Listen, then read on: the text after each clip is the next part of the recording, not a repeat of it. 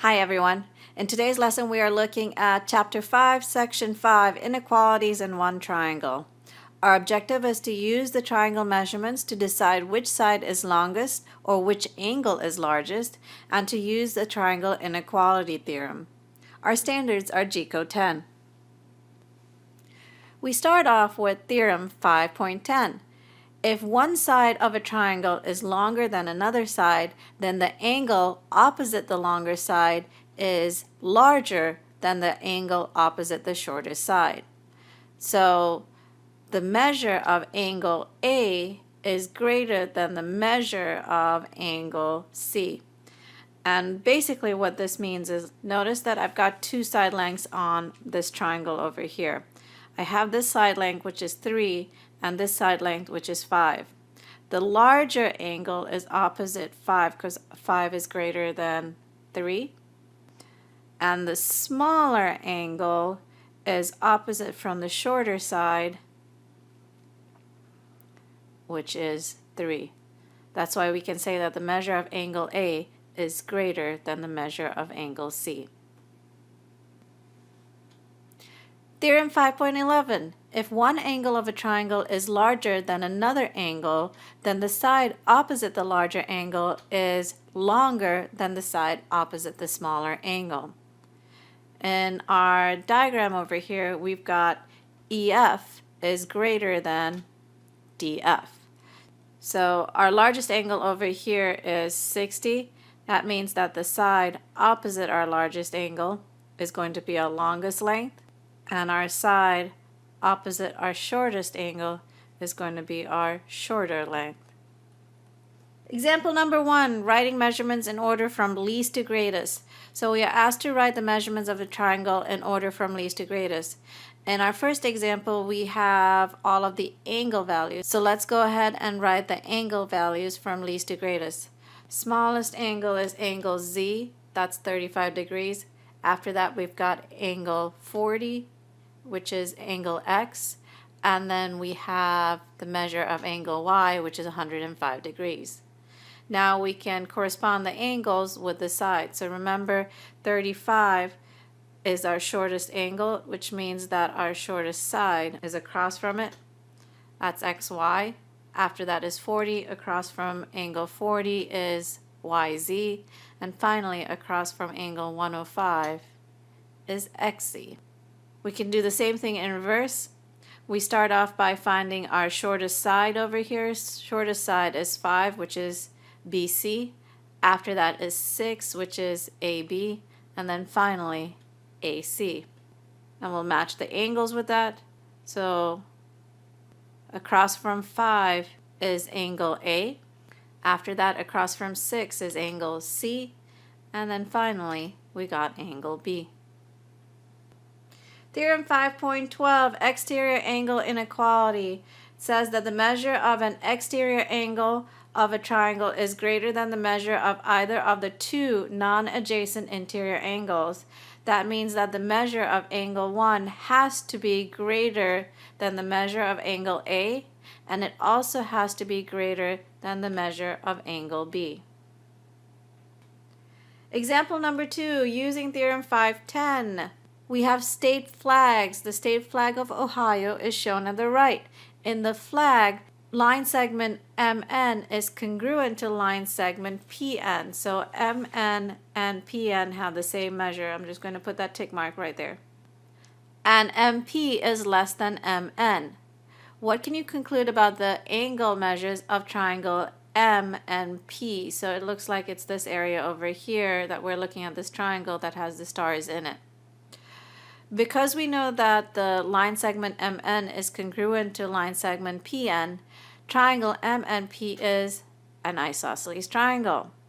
So we can say that angle M is congruent to angle P. Remember, opposite angles, so these two angles are congruent. And therefore, the measure of angle M is equal to the measure of angle P. By Theorem 5.10, because MP is less than MN, measure of angle N has to be less than measure of angle P. And this MP is less than MN is what we are given. So we're given that this part over here, MP, is smaller than the measure of MN, and which means that if this line is the shortest line or smaller than MN, then the angle opposite it has to be the smallest degree as well. Because line segment MN is congruent to line segment PN, MN is equal to PN, so by substitution we can say that MP is less than PN. By theorem 5.10 we can say that the measure of angle N is less than the measure of angle M. In addition, you conclude that the measure of angle M is greater than 60 degrees and the measure of angle N is less than 60 degrees and the measure of angle P is greater than 60 degrees. Checkpoint problem number 1 and 2 are yours. In checkpoint problem number 1, you are asked to write the measure of the triangle in order from least to greatest. Please put your answer in the Google document. Checkpoint number 2, again, write the measure of the triangle in order from least to greatest. Please put your answer in the Google document. Triangle inequality. The sum of the lengths of any two sides of the triangle is greater than the length of the third side. In simple terms, what this theorem means is that the sum of the two short sides of a triangle has to be greater than the longest side. If the sum of the two short sides of the triangle is not greater than the longest side, then you cannot make a triangle. Over here we can say that AB plus BC is greater than AC, or AC plus BC is greater than AB, or AB plus AC is greater than BC. Example number 3, finding possible side lengths. We are given that the triangle has one side of 12 inches and another side of 20 inches. Describe the possible lengths of the third side. So there's two ways you can go about solving this problem. The first way is you can assume that 20 is your largest side. So you know that the sum of 12 plus some other short side has to be greater than or equal to 20. Since I don't know what the other short side is, I'm going to say that that's x, and I'm going to do x plus 12 is greater than 20. And this is assuming 20 is the longest side. From here we can solve for x by subtracting 12 on both sides, and what we get is x is greater than 8. The other way you can go about solving this is assuming that 20 is one of your shorter sides, so you know that 12 plus 20 has to be greater than whatever the greatest value of the third side is. So we know that 12 plus 20 has to be greater than some value over here. Simplify and you get that it has to be 32 has to be greater than x. So in this example over here, x has to be less than 32 if we're assuming that the 12 and 20 are the short sides. So the length of the third side must be greater than 8 inches, but less than 32. And one of the ways that we can write this algebraically, and you would see this often, is a compound inequality.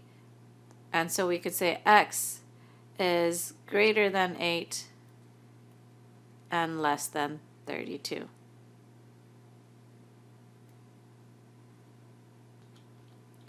Checkpoint problems number 3, 4, and 5 are yours.